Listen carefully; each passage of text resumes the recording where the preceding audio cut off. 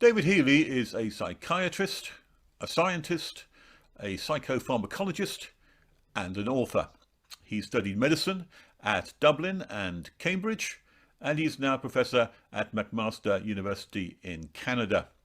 He's the author of more than 200 peer-reviewed papers and 25 books, the most recent of which is Shipwreck of the Singular, Healthcare's Castaways. So David, welcome to the podcast.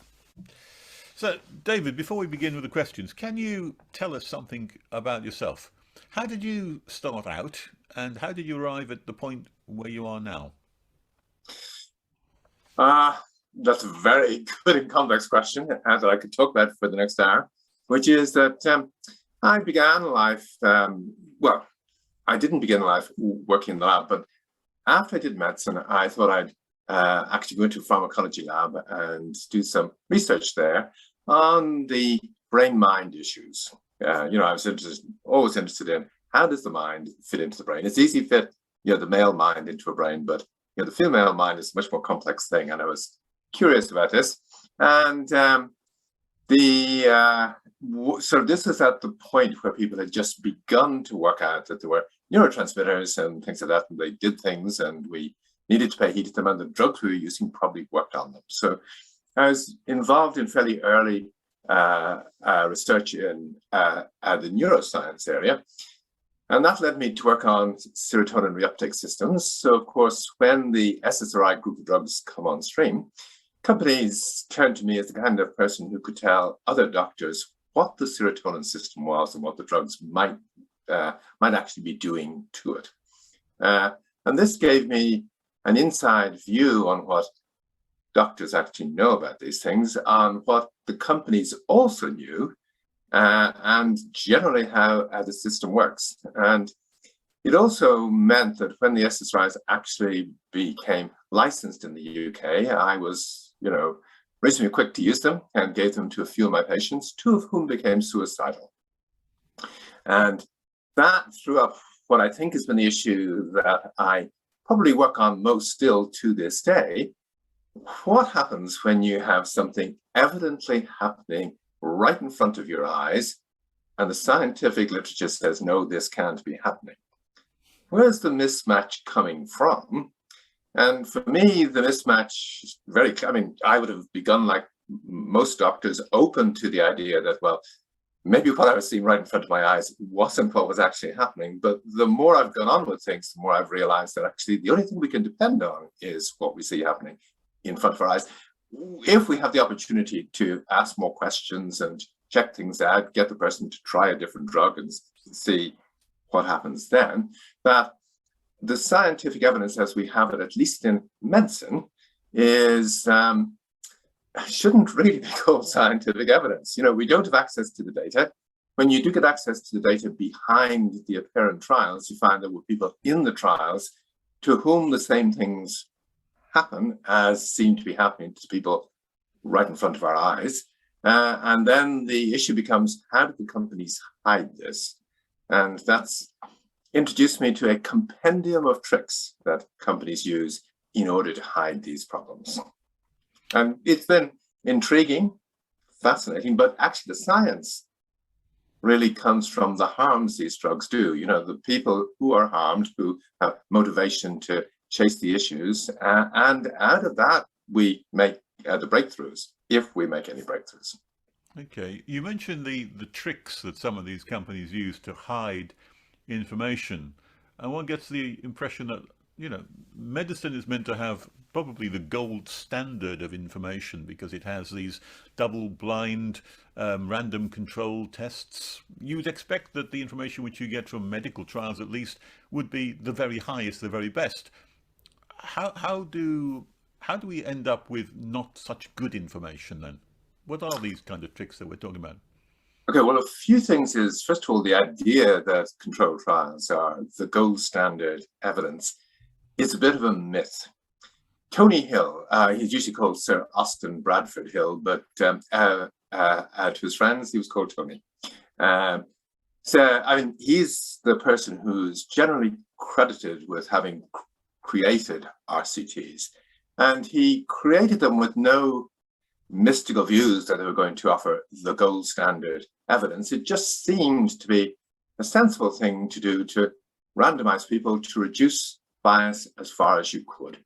And you ended up thinking, look, these things can be useful, but they're only one club in the golf bag. You're not going to play a good round of golf if you don't have a range of different approaches towards what drugs do to people other than the RCT. Principally because I think he was aware very early on that when you run an RCT, you focus very heavily in on just one thing that the drug does. And in the process of doing that, you miss the 99 other things that the drug does that may be more important to the person that's put on the drug. But here's a rub. It suited industry's interests. They recognized early on that where they were being told they had to do RCTs, that this looked a bad idea to them. Very quickly they realized, actually, this is a good idea. And what Tony Hill noted as early as 1965, that if you listen to the people who were encouraging doctors to practice according to what the RCTs showed, that these were much more likely to be industry people saying to doctors, haven't you seen the evidence from our latest RCT?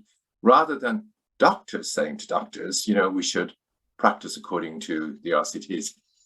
And this is because RCTs, with the 1962 Food and Drug Regulations, which were put in place following the thalidomide crisis, they became the standard through which industry made gold rather than the gold standard evidence. And they are now, the gold standard way to hide the problems drugs cause rather than actually tell us what a drug actually does. And Tony Hill was acutely aware of this, that they can be an awfully useful tool if there's something that you're not sure about that a drug does, then using an RCT can be a helpful way to try and work out if there's something there or not. In the case of a drug that obviously works or obviously causes the harm, you don't need an RCT. And part of the problem we've got at the moment is that people are faced with obvious things that treatments do and don't believe the evidence of their own eyes because they're told on all sides the evidence of your own eyes is worthless. Even worse, the evidence of the patient's eyes is worthless. You really have to go through an RCT before we can say anything definite about what these drugs do or not. And that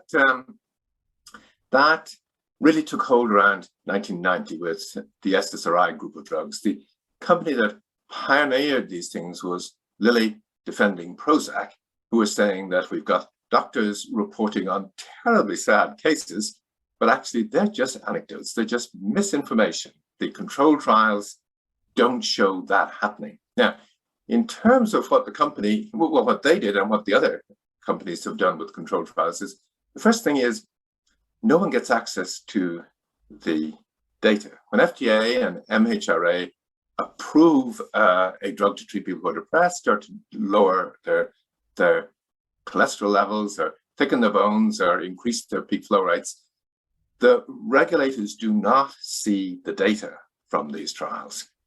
And they don't realize that in the process of generating the reports that the companies present them with about what their trials have shown, that a lot of problems go missing or are creatively coded so that the average regulator operating in good faith, because they figure there's no point trying to argue with companies about every single thing. We have to a degree where we partner them. Okay, so we shouldn't have to get regulators to act as inquisitors the whole time. And I guess the other thing to bear in mind here is that back around 1962 and through till 1990 or so, the regulators of drugs were widely regarded just as bureaucrats. These days we tend to have more the impression that they're super scientists. Boris Johnson will say, or Joe Biden will say, our wonderful experts in FDA and MHRA are working on these things day and night to try and work out what's actually happening. Well, they aren't super scientists. They aren't trained to work out, does a drug cause a problem or not? The people who have The hands-on experience with these things are doctors seeing patients, and increasingly, the patients that get seen have PhDs themselves. They're very well educated, and they're in a very good place to work out, well, look, this seems to be happening. Let me chase this on Google and see, is there a way actually to explain what's happening? And between the doctor and the patient, they're the people who are in a position to test things out, to run the experiment, to halt the drug, for instance, and see what happens, reintroduce it and see what happens, add an antidote, change the dose, and generally just think about what else could possibly explain what we're seeing. Now, what happens, and the key thing, and this comes back to what actually is science. And we've got the idea that, you've got a clinical interview. I mean, and the interview, people listening shouldn't think that there's an expert interviewing a patient who really knows nothing about these things. What I mean by a clinical interview is and particularly where harms happen, is a joint operation. It'll, the person who's been harmed will often have just as much background in the issues as me if I've given them the drug. They'll have more motivation to get to grips with the issues than me, and more time maybe. So it's a joint operation between the two of us, okay? But that's usually written off as the art of science. If you do a good interview, this is an art form. And on the other side, we've got the RCTs, which are objective and yield quantification and things like this, and they look like science. But actually at the heart of science, rather than the way it's usually portrayed, is an issue of rules of evidence. That we deal with the data or the observables we can see in front of us. You don't bring your biases or your beliefs, your Christianity or atheism or whatever into the room. You're just challenged on the basis of what you can see in front of you to explain, or to come to a consensus between a bunch of Christians, Muslims, Jews, and atheists. What do we think is actually happening right in front of us? And if need be, you're challenged to do the experiment again yourself, or to tweak the machinery and see what happens then. And it's in the same way in a court case. It's just the same thing. In a court case these days, you can only go on the evidence in front of you. You can't use the prior conviction of the person. You can't use hearsay evidence, things have been said about the person by people who aren't there in the room, who can't be examined and cross-examined. It's the judicial process whereby you get a consensus among a group of people who may have completely different backgrounds, but they're forced to go on the basis of what they see right in front of them to a view as to whether this wife killed that husband or not, okay?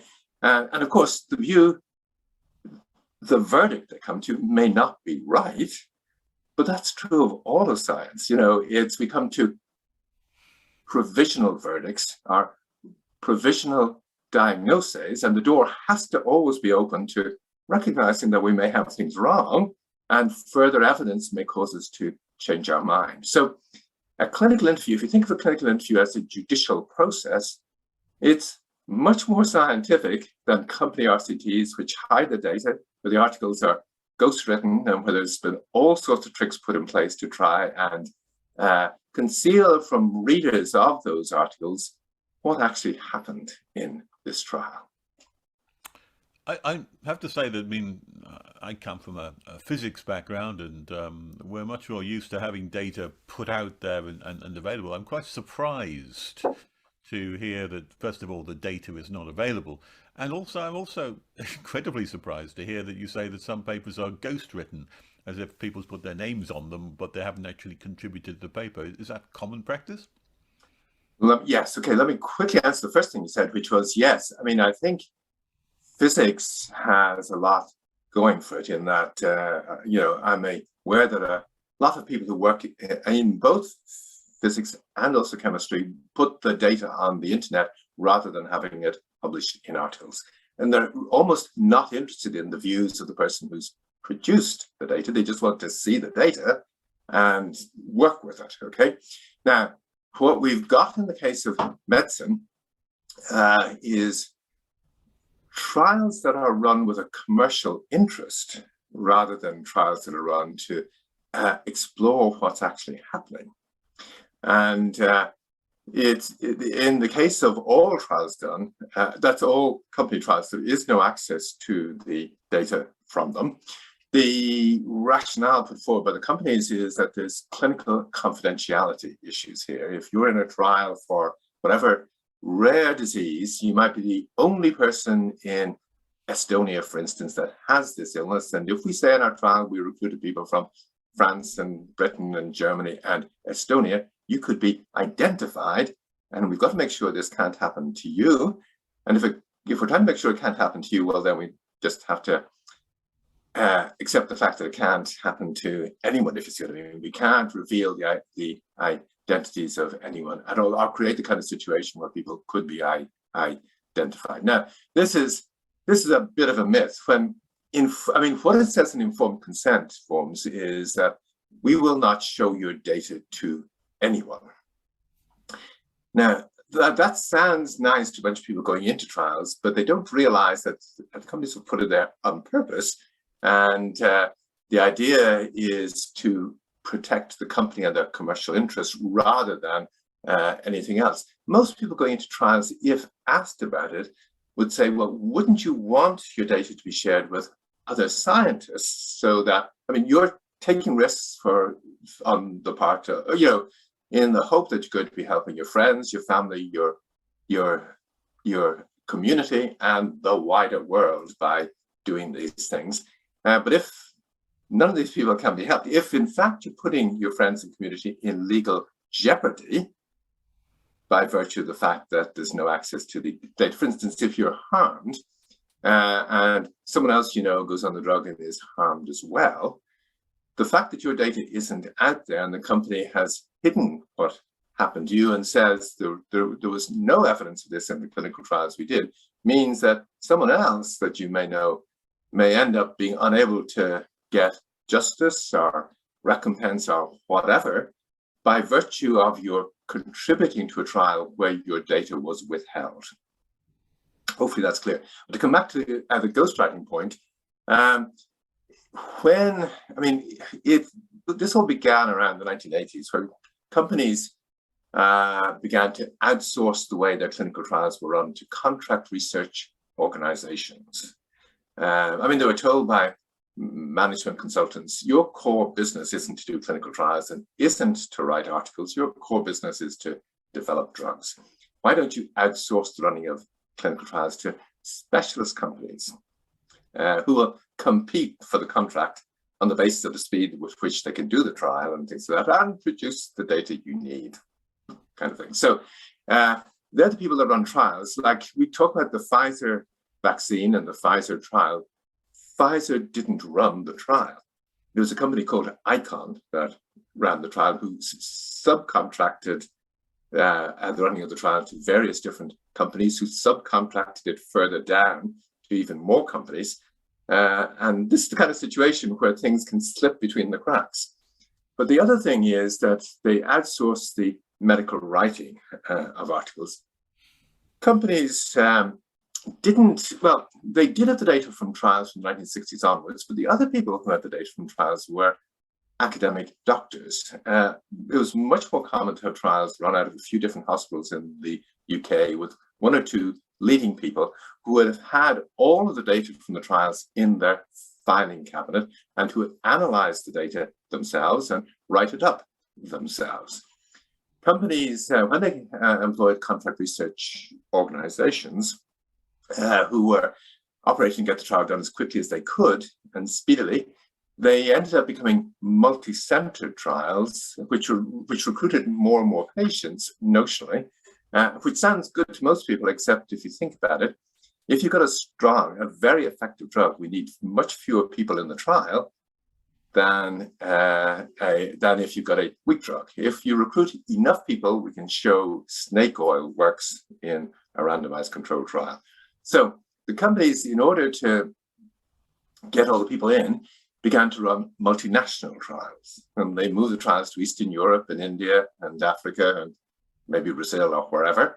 It ended up being the case that any doctors linked to the trials would only have a bit of the data in at the filing cabinet.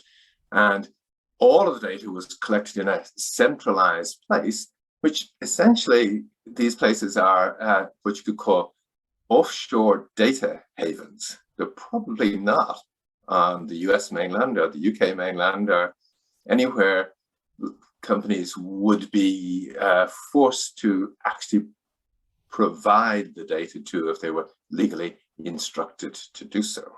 Okay, but so they're in a central repository that no one actually gets to see what's there.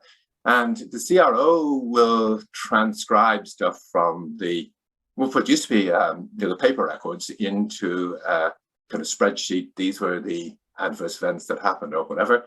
And in the process of transcribing things, data goes missing, records go missing.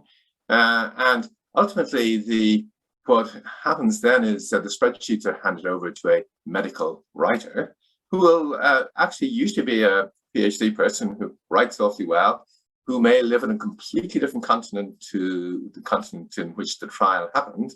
And they're the person that writes the paper up and writes several different drafts of it, not because the academic authors whose names end up in the paper get to see the paper and say, oh, we don't think you should put it this way or that way.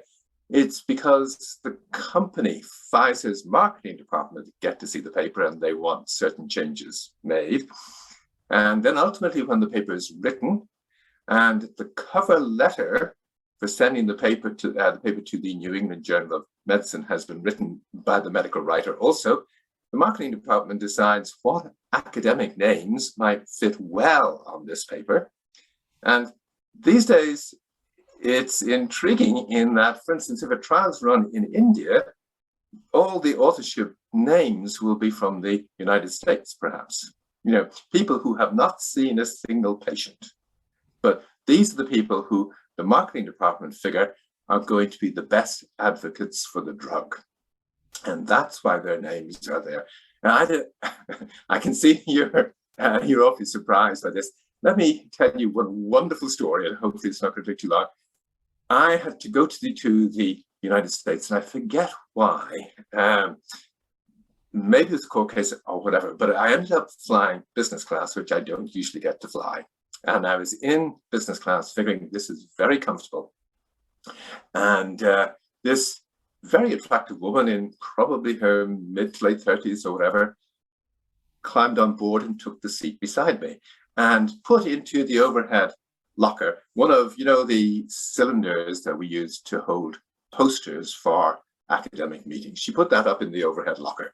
So I thought, this is a PhD student, and but in my day, PhD students didn't fly business class. So, you know, I asked her who she was and what she was doing, and she explained that she was going into an academic meeting in, I think it was possibly San Diego, and it was a renal medicine meeting, one of these big meetings where they have 15,000 people or more there. And, you know, she was going to present the data from the research that she'd helped write up. So I asked her if she was doing a PhD and if this was her PhD. She said no, she was a medical writer, and that she was going to be presenting the material because none of the authors on the authorship line of the paper knew anything about the research. They could not stand in front of the poster, and if asked questions, they would not have been able to answer them. So everybody thought it was a good idea that she, who knew a lot about the data, having written the paper, should be the person to front this up. So we don't just have a ghost writer, we have a ghost actor here. And that's very much par for the industry course. You know, it's most papers to do with an unpatented drug are ghost written, probably close to 100%, but you know, I can't say for sure that it's 100%. But in the case of 100% of the trials done, I can tell you that no one has access to the underlying data, not even the ghostwriter. I have to say I find that utterly astonishing. I don't think most people know that. What about the journals which publish these papers, the New England Journal and the BMJ and the Lancet? Are they fully aware of these kind of facts? Of many of the papers which get published in their journal are ghost written. They are. Some of the journals like the BMJ really don't report industry trials anymore, so they don't have that kind of paper. But the New England Journal of Medicine is stuffed full of them. The journals, the leading journals, go along to meetings that are organized by medical writers to liaise with them, because both the medical writers and the editors of medical journals figure that, well, first of all, the medical writers are writing the papers that are going to be the most highly cited. They're also going to be the ones that make money for the journal. And equally, they are skilled not just in writing good papers, but in making sure that the audit trail, the ticking the boxes about, access to data and various things like that are all ticked in the right way. So the journals, compared with a paper written by David Healy, who may take his time about it and is not going to be as keen to tick all the boxes as the medical writers are, from a journal point of view, this legally looks much safer than taking an article by David Healy, for instance. And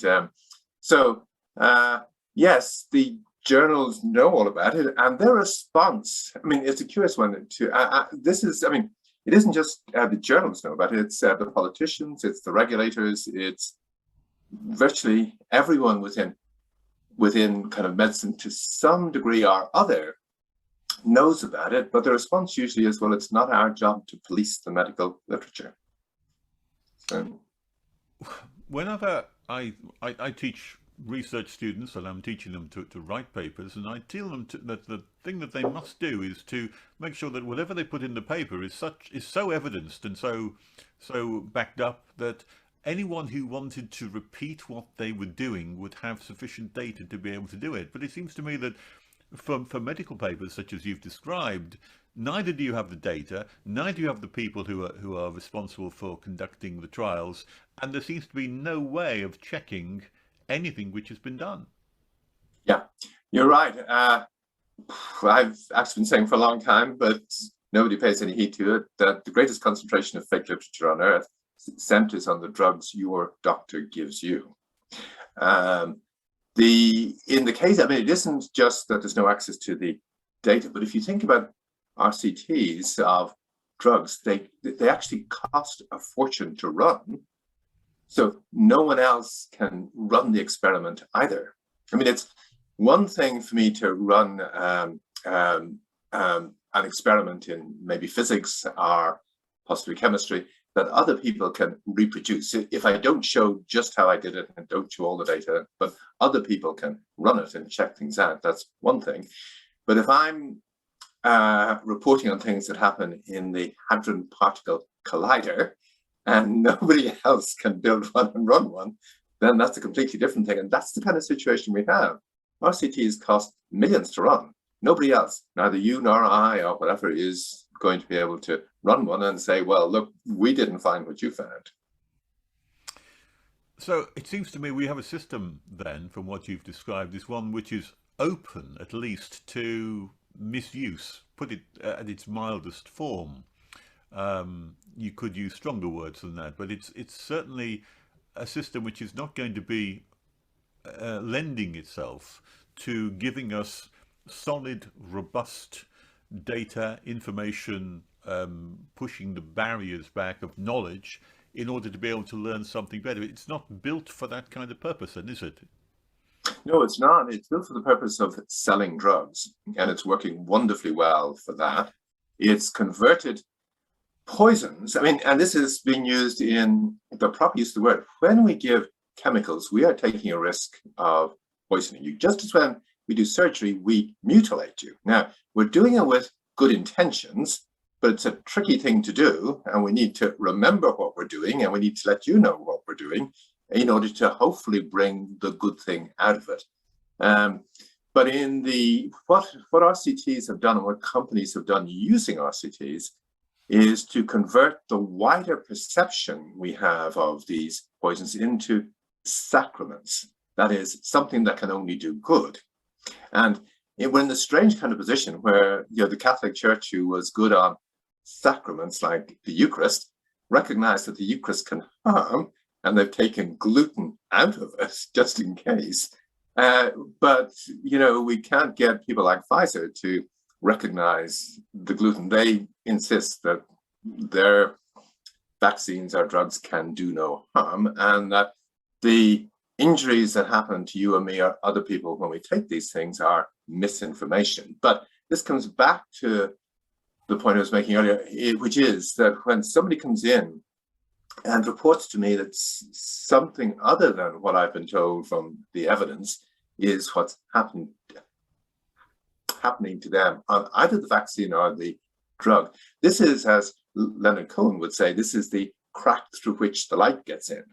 This is the point at which we can begin to do science. We can begin to work out what's really going on here and come to a view about what's happening. So at the moment we're in a world where 90% of people buy into the idea that on the one hand we have the science, which is the RCTs, and on the other hand we have the misinformation, all these crazy people going around saying they've been harmed by vaccines or drugs.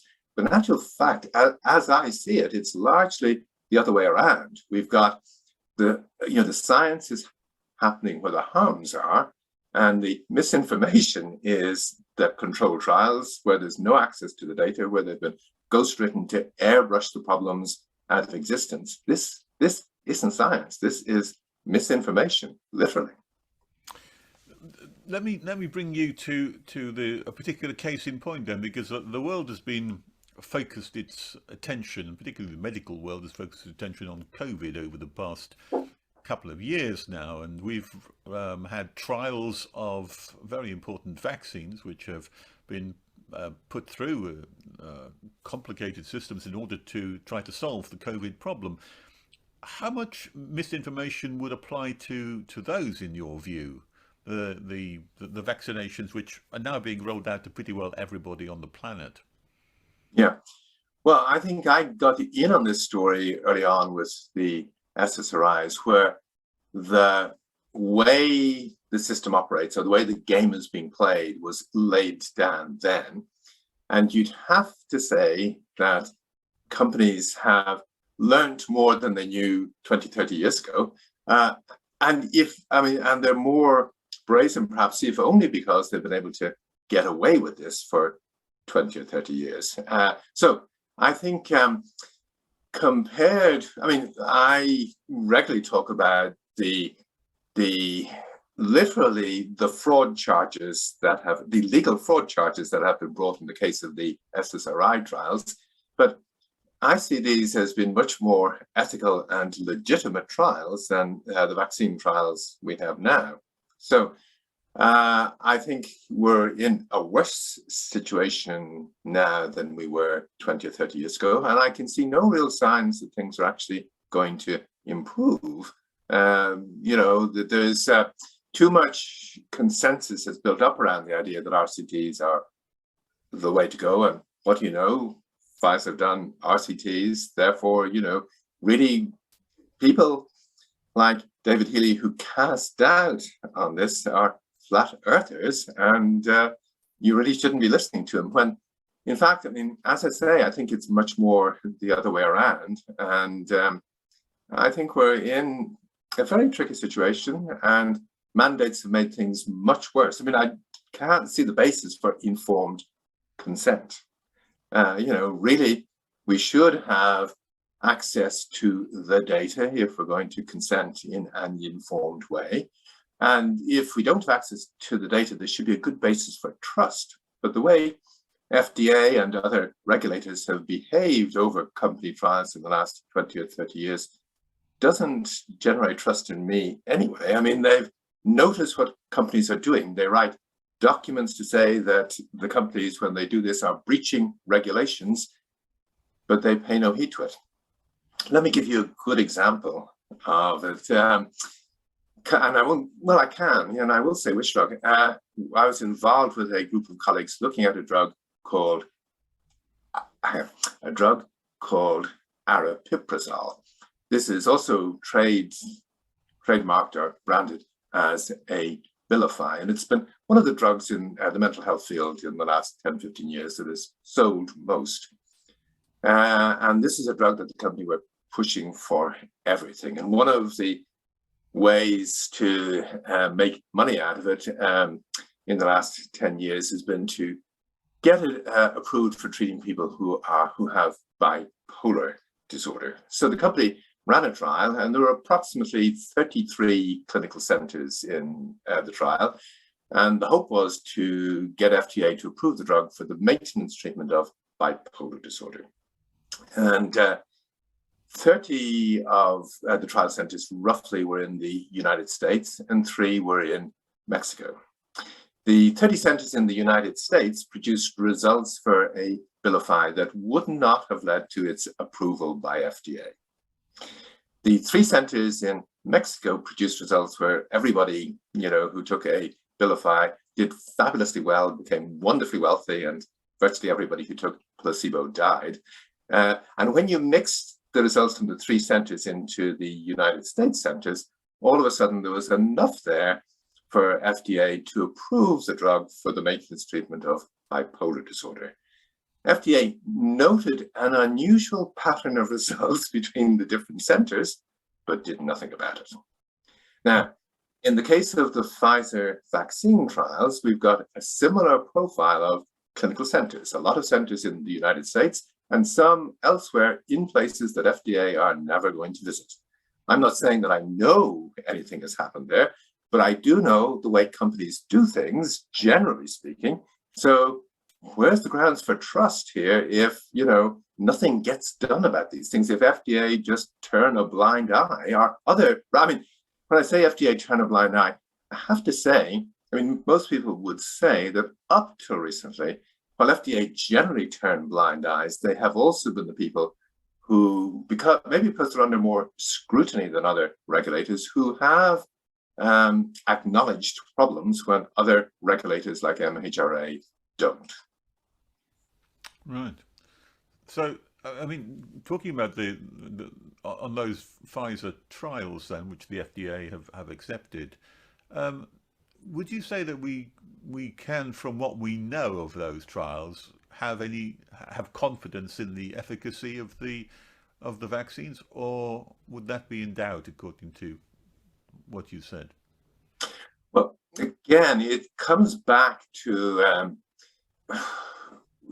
what we're looking at is an intervening step between where we are and what we think the real world looks like.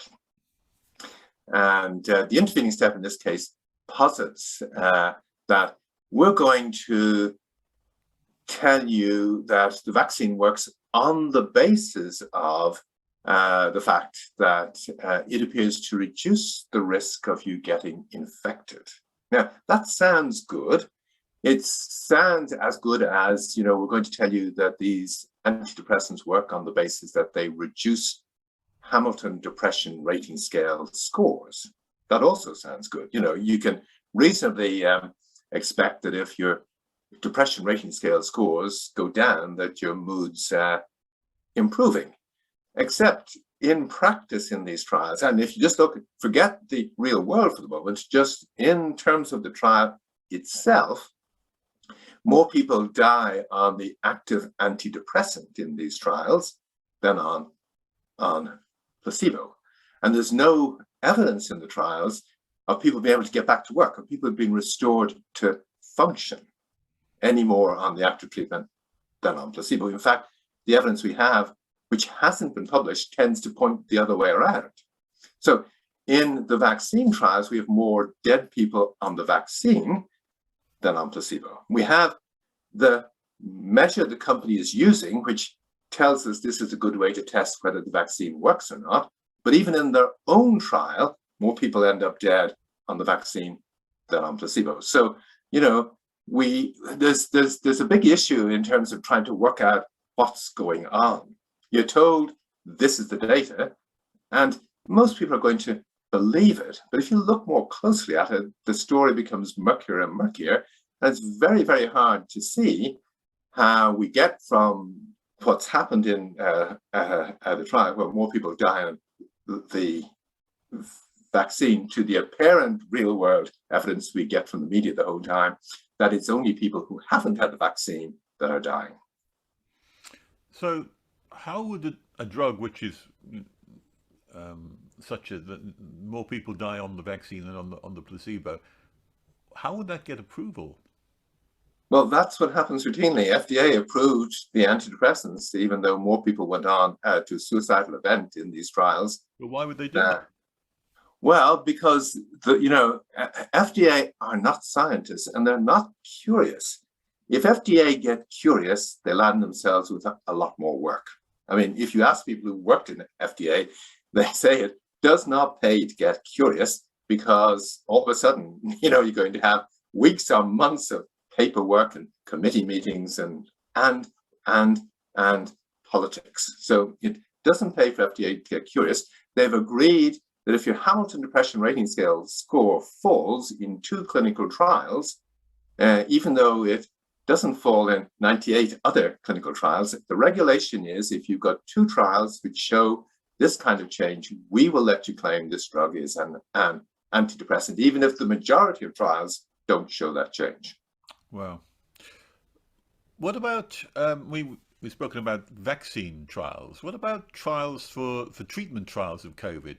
There doesn't seem to have been a lot of emphasis upon trials of treatments. Any reason for that? Well, I think for 20, 30 years, the pharmaceutical industry has realized, well, there's a great Goldman Sachs quote from 2 or 3 years ago, which is when they were asked, they consulted with one of the pharmaceutical companies making one of the drugs, I think for hepatitis B or whatever. And the conclusion they drew out of what was happening, this drug, which appeared actually to save lives, the Goldman Sachs conclusion was saving lives is not a good business model. If you save lives, people say, well, if this drug saves lives, you cannot charge $100,000 a year for it. It has to come in at a much more reasonable price. So it's not a good business model. And quite aside from that, the industry recognized 30, 40 years ago that where they make money is treating risks, not diseases. And the vaccines are all about treating the risk that you might get the infection. They're not about treating the infection. Can you unpack that a bit? I'm not quite sure. Okay.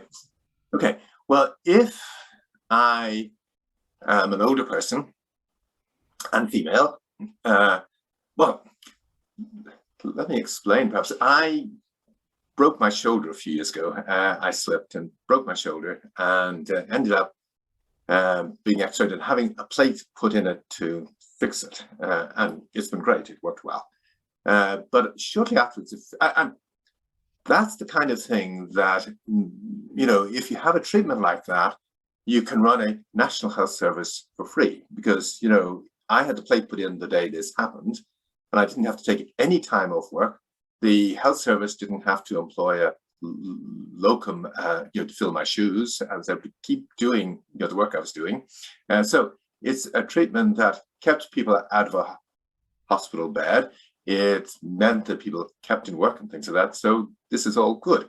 But a few weeks later, I get a letter from at the same hospital inviting me along to get my bones screened. And they do this routinely because you can't pick out people you have to screen. If you're going to screen, you have to screen the entire population. So everybody over the age of 50 or whatever would get, if they broke a bone, they'd get this kind of letter. And 1/3 of women over the age of 50 who get this kind of letter will show evidence on a bone scan of having some bone thinning. Now, we have drugs for that. We have drugs that can thicken your bones. So it kind of makes sense if you've got a little bit of bone thinning, which is natural. This is not a disease. You've got thinner bones than you had before you went through the menopause. But children have even thinner bones again. And they don't break the bones the whole time. They race around the place and do things, and that keeps them in good shape. And women who get on the bike and ride and exercise and go out and mow the garden and things like that, even though the bones are a bit thinner than they were beforehand, are going to be fine. Having a fracture caused by thinning bones in older women was extraordinarily rare when I began medicine. But on the back of a little bit of bone thinning, which is seen as a risk, we've got drugs which are an answer to the risk. They thicken bones so people aren't as worried, except abnormally thickened bones are much more dangerous than thin bones. And when you break an abnormally thickened bone, you have a serious fracture that may never be put right. And more people are ending up in a hospital now because of bone fractures, because of the drugs that they're being put on to treat a risk. They're being put on these drugs when they're healthy. A risk is being treated, not a disease. But handling the risk means putting you on chronic poisons. And we've forgotten that these things we put you on are doing abnormal things. If we take that into account, there may be cases where it makes sense to put you on these things, but screening the entire population and putting anybody who's got any hint of bone thinning on these drugs doesn't make sense, except the figures, the bit of bone thinning is a risk, and it makes sense to the doctor to say to the patient, makes sense to the woman usually to say, well, hey, if I've got a bit of bone thinning, maybe I should thicken them up to the way they were when I was young. But this isn't a good idea. And in terms of COVID, there's very little emphasis being put on treating the illness, but an even bigger thing, I think, is if we want to stop the epidemic, in one sense, the vaccines aren't the answer because they're not treating people who are ill. Having treatments for people who are ill would be great, and there should be much more emphasis on actually being able to work out how to treat the pneumonias that people with COVID get, which kill them. That'd be great if we had that. But in terms of turning the epidemic off, we need to turn off the virus screening program, the dashboards we've got. These are the things that are generating the perception of risk and driving the sense that we need to vaccinate. It's a bit like, bone thinning. Isn't there a one-to-one correspondence, though, between the dashboard of how many people are testing positive with PCR or lateral flow and the number of people who have the illness? Doesn't that give us some warning light? Well, it's one of these things. It can, in certain limited circumstances, be helpful. It's a bit like having weighing scales. If you get on the weighing scales and see the figures, in certain limited circumstances, that can be good. But if we all have weighing scales at home and get on them every day we have a shower and see that the figures aren't quite right, and we're concerned about our weight, that distorts everything. We remain anxious the whole day. We are worried about what we're going to be eating all day. And a little bit of the problem is you've got one bit of data that in its own right is valid, but you don't have all the other data from all the other aspects of your life, which taken together would say, well, whatever about your weight not being quite the way you want it to be just at the moment, life in general is pretty good. So don't worry about it. Okay. So that's the problem with the dashboards, which is they make us neurotic, a bit like weighing scales can. Well, like many things have been making us neurotic, I think, almost quite deliberately so, I would think. I know that the BBC, where I am, produces daily figures on how many people have come down with COVID, how many hospitalizations there are. But the purpose of that, I suppose, is to keep us on alert so that we're not doing risky activities. Well, I guess the sense is we're being informed, and you can't argue with that, just like a weighing scales informs us. But we haven't learned how to integrate the information we get properly. And the big risk is we're going to be discombobulated by it. Only yesterday in the UK, the Prime Minister Boris Johnson announced that we're going to move into Plan B. Plan B, for those who've not heard of it, means that from now on everyone will have to wear a mask pretty well everywhere they go in a public place. There'll have to be a COVID passport in order to go into large venues where if you want to go to a theatre, then some people, if you've been inoculated, then you can go in. If you haven't been inoculated, then you can't go in. Those kind of things. Is that going to help us with the pandemic? Will that get on top of it? I don't think it will, and partly because it's not just a pandemic issue. Like, why would we stop with COVID? I mean, why not apply it to influenza as well, or other respiratory viruses? If we had been doing the same thing with HIV, would we ever have, I mean, HIV was a real threat and people were very anxious for a few years, but we learned to manage it. We haven't been able to treat it as well, perhaps, as we need to be able to. But if we've been applying dashboards to HIV and not letting people who have HIV into places or whatever, things wouldn't have returned to normal. And part of the problem we've got is not just the COVID virus, but the fact that, well, there's no real reason. I mean, there's a lot of incentive for a lot of companies to ensure that the dashboards don't go away once COVID has gone away. Of course, they would say that the dashboard's important for not HIV, for COVID itself, because, well, flu, for example, is nowhere near as dangerous as COVID. At least that's the perception. So that's why we would need a dashboard for COVID.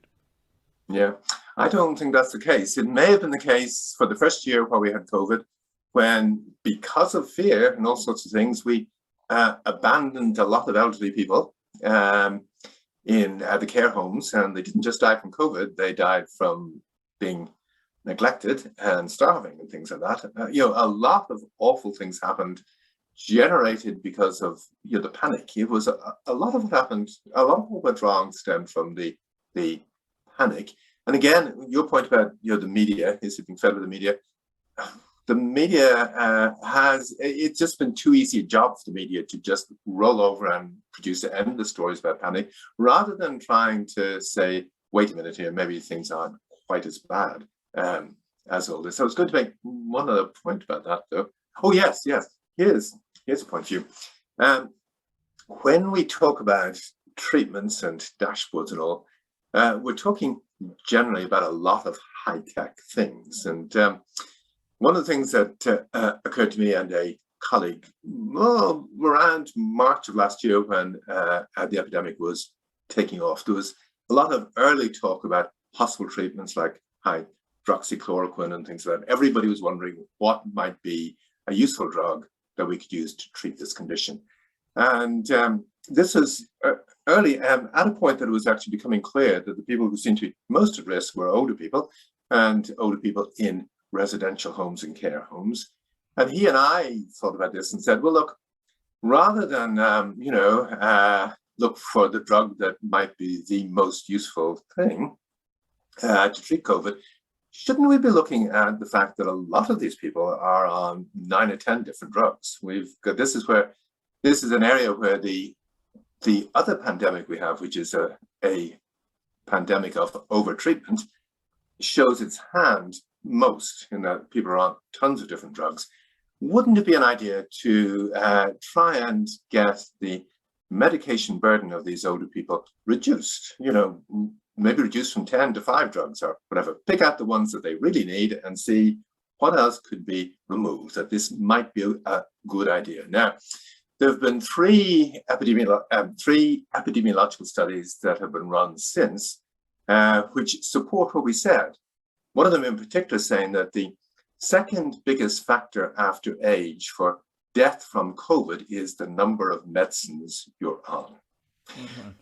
We wrote a modest proposal, as Jonathan Swift might have said, and sent it to the BMJ and the Lancet and the New England Journal of Medicine and JAMA, who rejected it out of hand without review. 3 major studies have now supported the point that we put forward, which was, there's a lot of, shall we say, low-tech things that we can do, which could make a difference. But there's the default to high-tech seems to be too easy for politicians and all, and it's good for business, to think about the vaccines and the drugs or whatever, rather than what are the social things that we could be doing. I can understand where you're coming from with the number of drugs, but isn't that a case of correlation rather than causation? In other words, just because you get older and you're very, very ill, and therefore you therefore take a lot of drugs, that means that it may well be an indicator that your mortality is quite high rate, risk is quite high for you. But it doesn't mean that if you cut the number of drugs down that it'll be better for you, does it? Well, this is an interesting one. One of the interesting things for me is, and this is what I wrote a book about, life expectancy was falling, particularly in the United States, just before COVID. For the last 10 years, so from about 2014, US life expectancy has been falling. And while poverty kills, it's been falling across classes. And one of the things we do, I can't say for sure that it's overtreatment and the number of drugs that you're on that's causing that. And I'm sure it's not the only cause. But what I can say is there have been trials now at this point run showing where if you reduce medication burden with people, reduce drugs from 10 to 5, for instance, that you increase their life expectancy, you reduce the rate they go into hospital, and you improve quality of life. So there is evidence beyond simple correlation, and it makes obvious sense. We're in a system where most people who have relatives in care homes and residential homes may think, oh, well, it's great they're on all these drugs. It's a bit like being Christian. The more sacraments you can take every day, the better.